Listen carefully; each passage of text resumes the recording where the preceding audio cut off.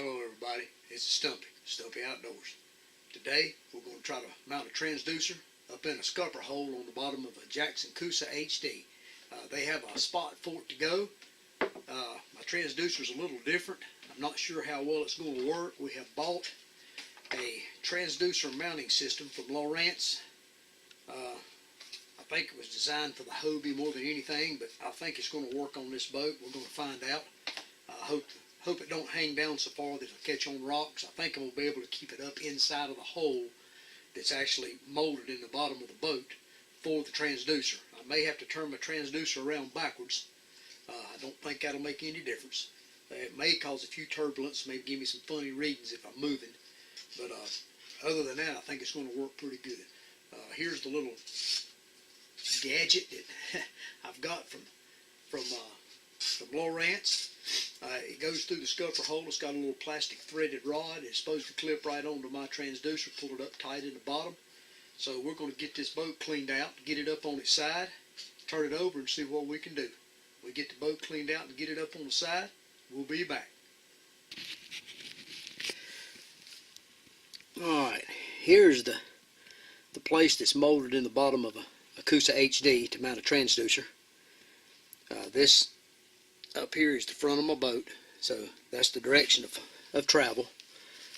My transducer that I have is meant to flow in that direction, but I don't think it really matters which way it goes. I think it's just designed to be for the flow itself in the water so it doesn't create turbulence. This one will not mount like it's supposed to, because the clip will not go up far enough to pull it up even. So I think what we're going to do is we're going to turn it around this way. It'll still be up in the hole, hole in the bottom of the boat enough that I don't think anything will hit it. So we're going to thread all of our cable through the hole, and then we're going to get started and see what we can make happen.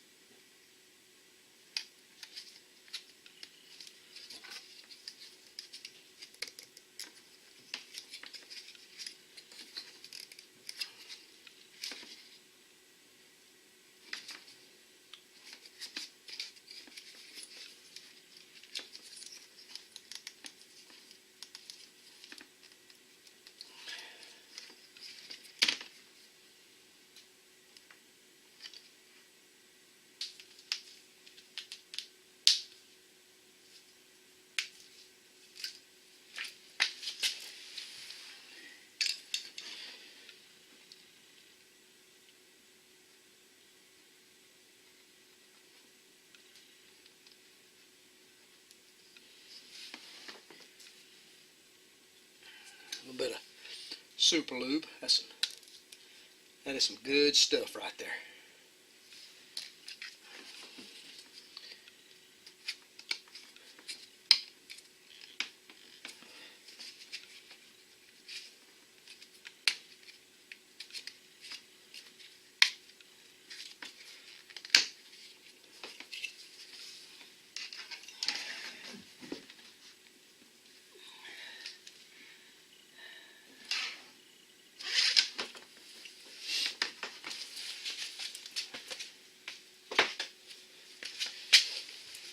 Make a little adjustment. It may go in the right way.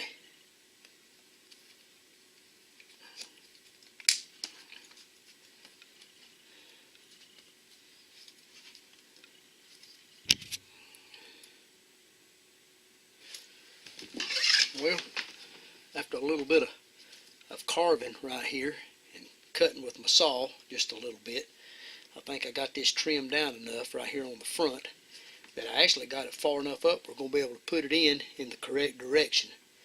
I think it's going to fit right in there in this way right here.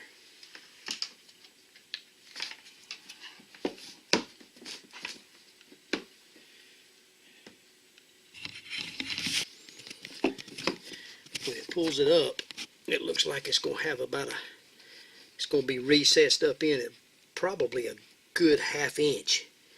I may put just a little bit of epoxy up under the back side of it to make sure it can't, the back end can't fall down. But I believe that's going to work pretty good right there. Let's get around the other side and see how she pulls up. Alright, you can see where the wires and everything's going to come through here. The way this right here works is you slide this piece here up and down like that right there. Has a place for the wire to come up through. Got a little wing nut.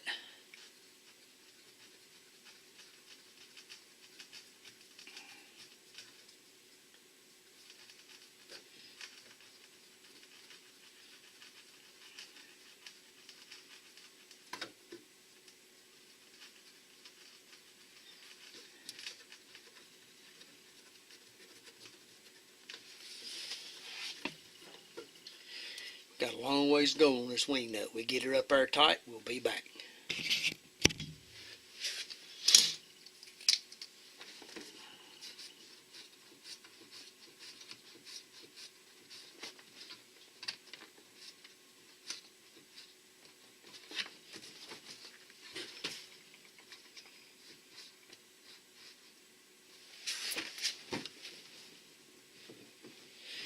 Alright, that seems to be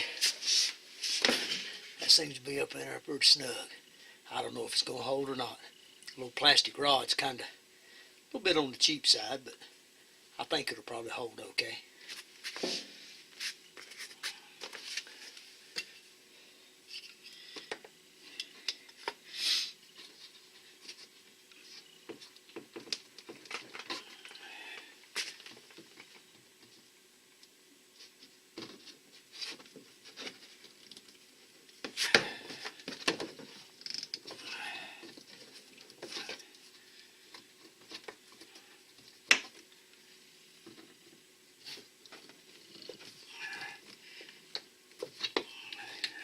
Get her access rod off there.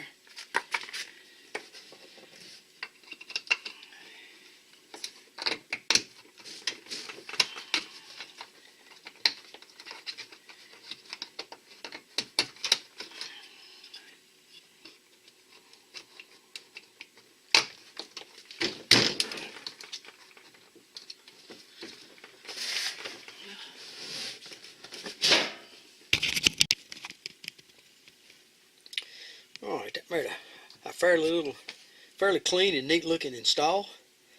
If it'll hold up, we'll be happy with it. I do think I'm going to put a little silicone, like I said earlier, underneath the back of the transducer, just enough to hold that thing in place so it doesn't have a tendency to swing down at all. But it seems to be pretty sturdy in there. I think overall this might be a pretty good mount.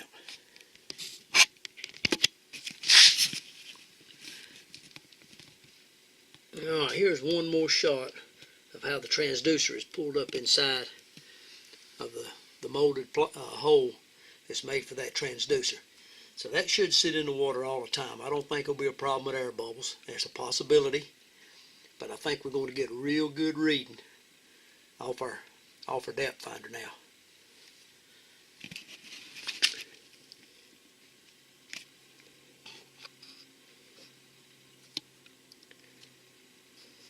Yeah, we probably got a good ½ inch of clearance. We slide over a rock going down the river, that shouldn't affect that at all. Let's get the boat turned back over and we'll get the depth finder mounted back in and see what she looks like. Oh, I'll take one last look here. There's the finished product. I think that came out really nice. The little Lowrance cap that goes on top of the mount. Makes it look really good. Ran my wires inside the yak track, in behind my depth finder mounting rail. A